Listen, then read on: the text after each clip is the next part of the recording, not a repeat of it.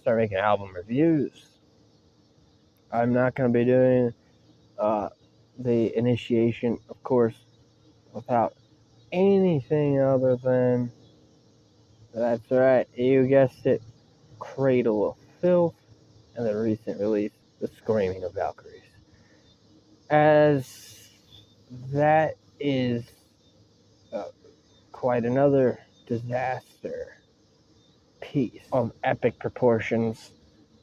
Test drove it a couple times so far, but we all know how certain bands strike a chord with you personally that, hey, it's gonna be love at first bite. Now, August initiates the review of some albums I review. That's coming up shortly here.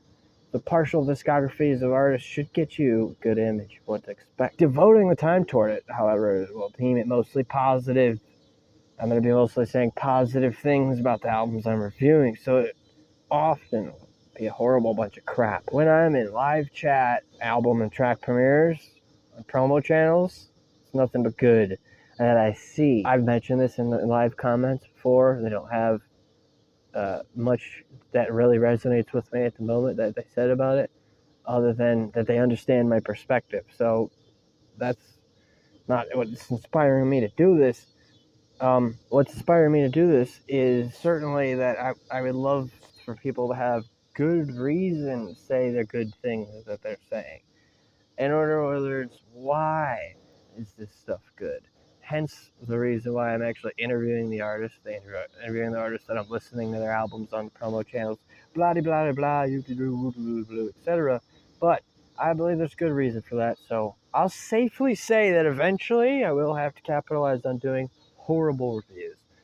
I'm not gonna get ahead of myself here, but in short, okay, I wouldn't want to do a bunch of horrible reviews unless that was my brand, and it won't be my brand when I'm ready.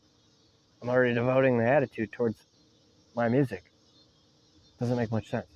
Now that we've come full circle, let's talk podcasts, because those are album reviews. And if you understand what I'm saying, quick recap. Obviously, that's a short paragraph or two to read if it's put in the transcript for you to read, or if you're reading the captions. Mostly going to be good reviews. Most people do good reviews. I don't understand necessarily why there has to be that way, but it's obviously for good reason. And hey, it ain't all gonna be sunshine, rainbows, lollipops, and well, you add in whatever you think that comes after that.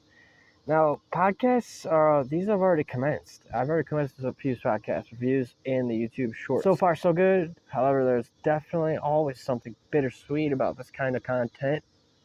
Thus, it opens a different mode of expression. Those of us without their own channels to showcase a take use the comments and threads on the platforms. Much different.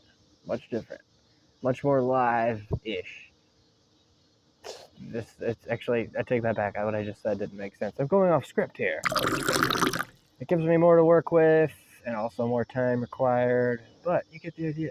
Everything else after all this is whatever I'm oblivious, to as it's deemed irrelevant when creating my own brand. Basically what I'm saying there is that I'm putting in the time towards it, so I'm putting in the time towards it, so I'm oblivious to, I might miss a few details. You're going to have to pick up some of the pieces for me, because I'm obviously doing this because I'm not only because I'm devoting time into it, but because I'm interested.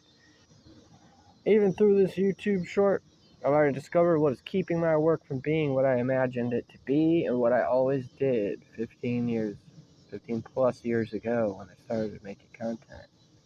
If I can sort out that large mess of confusion through creating a YouTube short, the sky's the limit for both me in creating more content and also for others who find it interesting to do so.